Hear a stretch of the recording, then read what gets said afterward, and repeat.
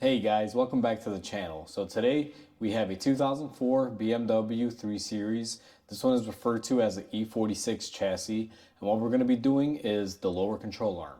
So let's begin.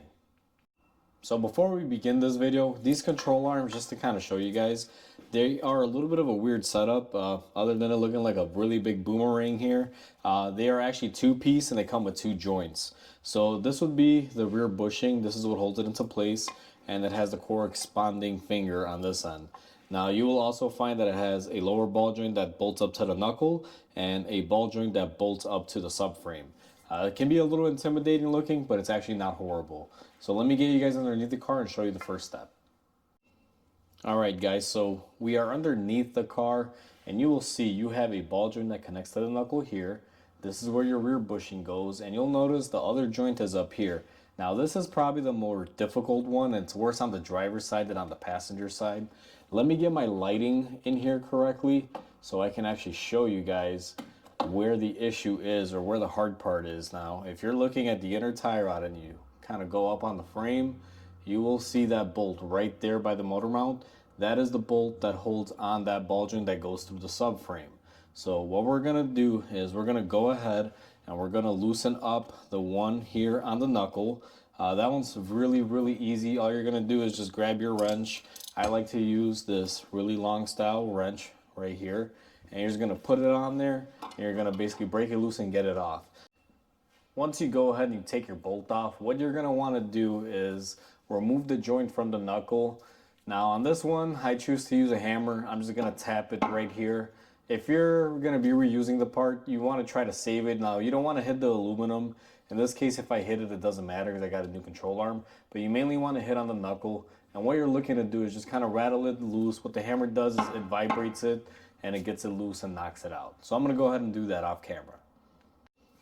Now that we have our two bolts removed, what you can do is just take this off. You can just kind of pry it off here and it will come off.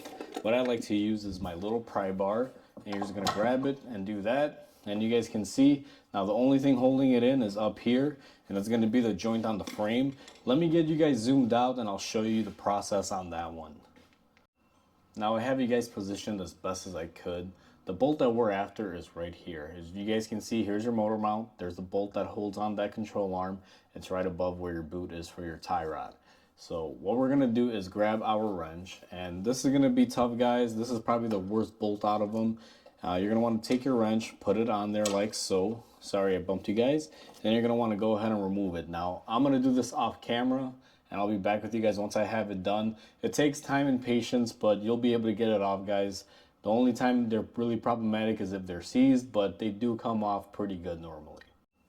Once you have your bolt loosened up top, what I like to do is leave it in there a couple threads. And what you're going to want to do next is you want to start hitting this here and getting this separated from the subframe. Sometimes you can get an air hammer and get in here, or get a chisel with a hammer and get in there, and it'll be able to come down. Now this is only if you're not going to be reusing this. And now this for me is going to be replaced. So I'm going to go ahead and just take a couple swings with the hammer right here, and that should be enough to let it loosen downward.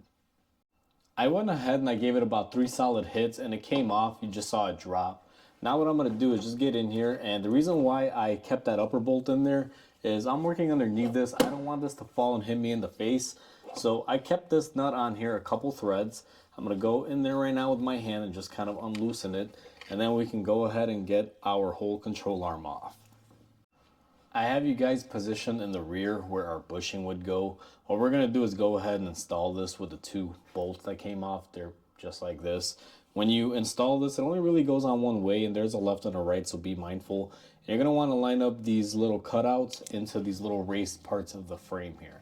I'm going to go ahead and do that and just kind of show you guys a quick snippet here as you line it up. Once you have it lined up and you have it kind of pushed into those little groove areas where it belongs, you're going to want to just take your bolts and just go ahead and thread them in by hand, and then you're going to want to go ahead and bolt that up. Okay guys, I have you guys zoomed out. It's time to reinstall our control arm. The way I'm going to do this is I'm going to push this inside the bushing, and then I'm going to line this up with the frame. And that's how I choose to do it. Before we begin, we're going to take a little bit of silicone spray, and I'm going to hit this bushing so that way my control arm can slide in there. So I'll be back with you guys once I have everything together. I went ahead and I got everything placed in. So the way I did this was I angled this joint farther back. I went ahead and slid it into my bushing. And once I got into the bushing, I lined it up with the hole. I started pushing up and I just started giving it a couple taps here to try to drive it in and push it up at the same time. And it went in. I went ahead and I got the center joint tightened up, guys. It's a very tight fit in there. Now, it doesn't have to be like crazy tight on there. I was able to get it off with my wrench and I was able to bolt it up with the wrench. Just make sure you get it really good in there. It's hard to fit any sort of wrench except a long one like I showed you guys in the previous clip. Next thing that we're going to do is we're going to go ahead and line up our ball joint with our knuckle. This step is fairly simple. It just kind of goes in like that.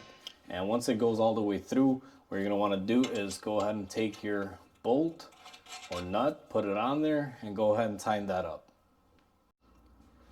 Now that you have your ball joint tightened up there, that pretty much completes the control arm.